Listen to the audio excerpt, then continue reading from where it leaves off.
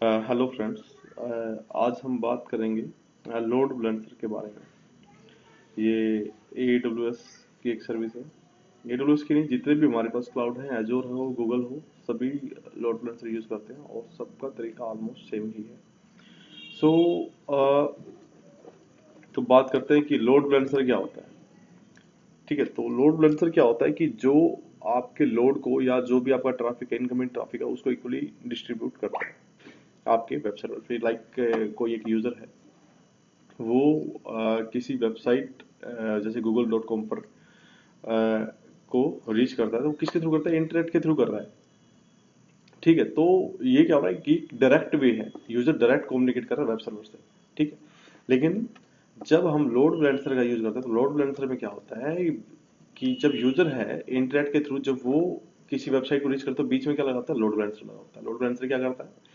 Traffic को equally distribute करता है। और लोड बैलेंसर के आगे क्या लगे होते हैं? लिसनर लगे होते हैं। ये बैकएंड लिसनर है और ये हमारा इंटरनेट है। और इंटरनेट, ये लोड बैलेंसर से पहले भी लिसनर लगे होते हैं। सो हम उनको बोलते हैं फ्रंट एंड लिसनर। सो लोड बैलेंसर क्या करता है? जो भी रिक्वेस्ट यूजर से आई है उसको इक्वली डिस्ट्रीब्यूट करता है। Like we have 3 web server, 1 2 3 web server, 1 2 3। So इन तीनों पे इक्वली डिस्ट्रीब्यूट करता है। ओके, सो लाइक मैं आपको बताता हूँ। जैसे ये है हमारा, और यहाँ पे भी एक हमारा लिसनर लगे होते हैं। ठीक है, तो इस डायग्राम में आप देख रहे हो कि हमने यहाँ पे लोड बैलेंसर यूज किया हुआ है।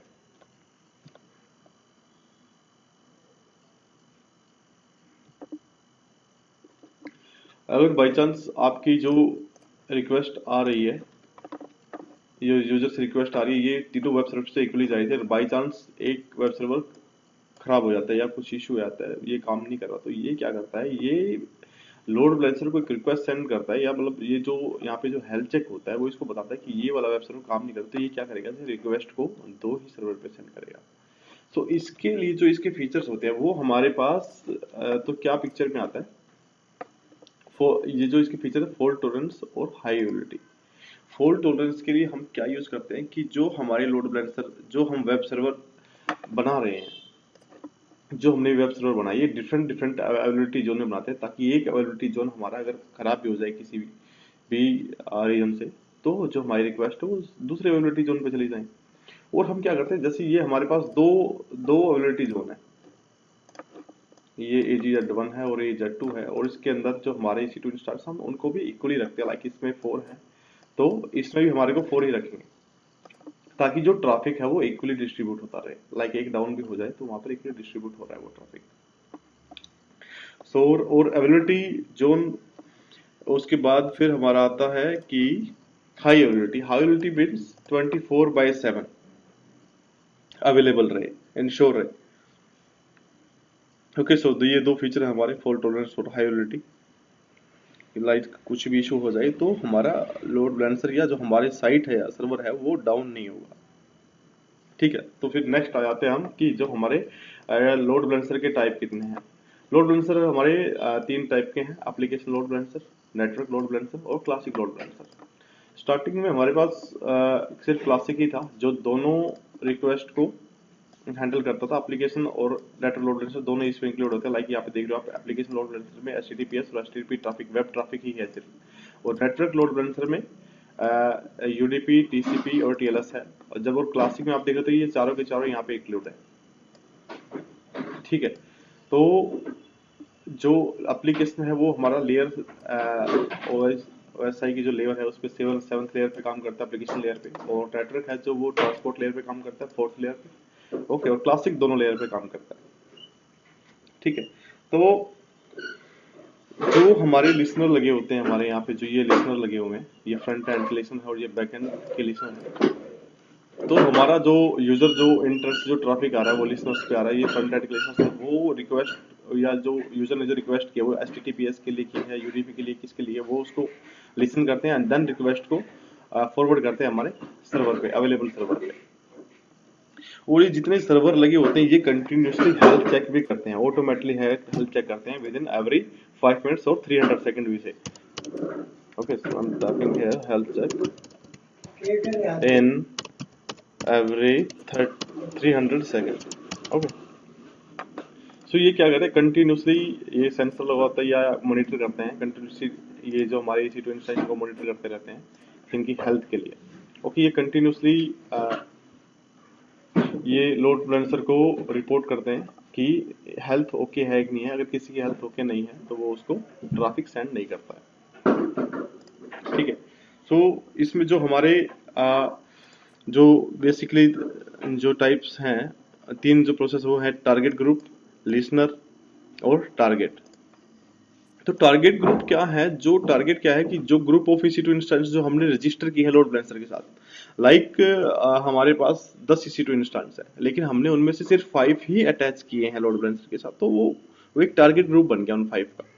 ठीक है, ऐसा नहीं है कि जितने भी हमारे पास EC2 इंस्टेंस है वो सारे के सारे लोड बैलेंसर के साथ कनेक्टेड है। जो हमको रजिस्टर करने पड़ते हैं, जिनको हम रजिस्टर करेंगे वही वो लोड बैलेंसर के साथ कनेक्ट होंगे।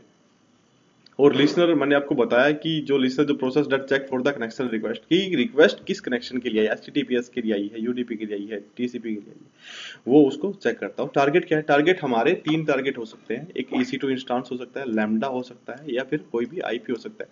IP के लिए अमेजोन ने क्या किया कि 4 स्पेसिफिक रेंज दी है हमारे को, ये रेंज है, इन्हीं स्पेसिफिक रेंज में ही ये IP सेलेक्ट हो सकता है, बाकी और कोई रेंज आप सेलेक्ट नहीं कर सकते, ये लिमिट है इनकी। ओके, और फिर क्या होता है कि जैसे ही लाइक हम इस पे आते हैं, जैसे ही कोई यूजर रिक्वेस्ट करता है मान लो किसी भी वेबसाइट के लिए, तो क्या करता है वेबसाइट सर्वर क्या होता है, DNS के पास जाता है। जो भी रिक्वेस्ट जैसे यूजर ने टाइप किया www.google.com किया, तो फिर वो क्या करता है DNS के पास जाता है। ठीक है, तो क्या होता है लोड बैलेंसर और जो ये DNS है, DNS मैप होता है लोड बैलेंसर के DNS नेम के साथ। ठीक है, तो जो भी कोई भी रिक्वेस्ट आती है वो आती है हमारी जैसे DNS के पास आई, DNS ने क्या किया, जो कनेक्ट है लोड बैलेंसर, तो वो लोड बैलेंसर के पास जाएगी और लोड बैलेंसर उसको क्या करेगा, जिस जो डेस्टिनेशन की IP है वो प्राइवेट है पब्लिक है, उसको उस डेस्टिनेशन के पास सेंड कर देगा। ठीक है, तो पर्टिकुलर क्या किया, जो भी हमने लाइक google.com हमने टाइप किया था वो DNS के पास किया, DNS के बाद लोड बैलेंसर ने उसको क्या किया, IP में कन्वर्ट कर दिया। IP किसकी थी, डेस्टिनेशन की। ठीक है, उसके बाद क्या होता है कि लाइक हमारे पास ये एक अज्यूम करते हैं कि हमारे पास ये एक VPC है और इसके अंदर हमारे पास ये 2 सबनेट बनाए हुए हमने, और इन सबनेट के अंदर हमारे पास लाइक ये EC2 है, 1 2 3 और 4, और यहाँ पे भी लाइक हमारे पास EC2 है, 4 ही है। ये दोनों सबनेट डिफरेंट अवेलेबिलिटी जोन में है। ओके, लाइक एक है AG1 में और सेकंड है AG2 में फॉर द हाई अवेलेबिलिटी।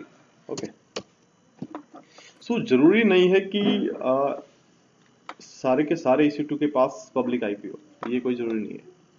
ठीक है, सो और जो लोड बैलेंसर लगा होता है ये हमारा यहाँ पे लगा होता है, ये हमारा लोड बैलेंसर लगा होता है। सो अगर कोई रिक्वेस्ट लाइक इंटरनेट से आ रही है हमारे पास, सो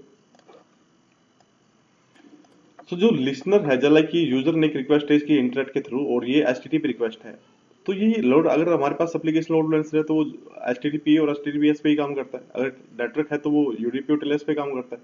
लेकिन अगर कोई ICMP की आ रही है तो वो हमारी लोड बैलेंसर के थ्रू नहीं आएगी, क्योंकि लोड बैलेंसर में ये वाला प्रोटोकॉल है नहीं। लोड बैलेंसर प्रोटोकॉल को फॉलो करता है इनको, यहाँ पे ICMP है ही नहीं। तो वो क्या होगा, अगर किसी भी यूजर के पास ये डायरेक्ट IP है प्राइवेट या पब्लिक, तो वो उसके पास डायरेक्ट आएगी, लोड बैलेंसर के थ्रू नहीं आएगी।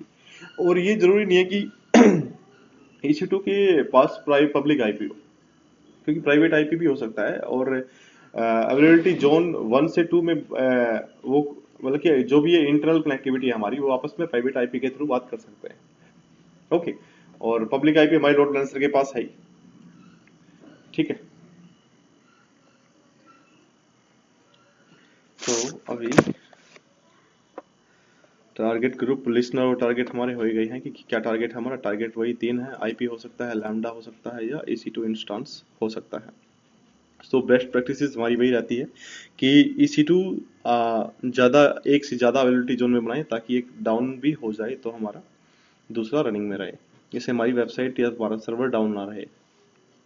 ठीक है, और ये लोड बैलेंसर हमारा इक्वली डिस्ट्रीब्यूट करता ही है। और जब हमारा कोई वेब सर्वर डाउन हो जाता है तो हम यहाँ पे ऑटो स्केलिंग यूज़ करते हैं। ओके, लाइक जैसे मैंने आपको बताया था कि अगर कोई वेब सर्वर यहाँ पे डाउन हो गया है तो हमारे यहाँ पे क्या होता है, ऑटो स्केलिंग यूज होती है। ऑटो स्केलिंग क्या करती है,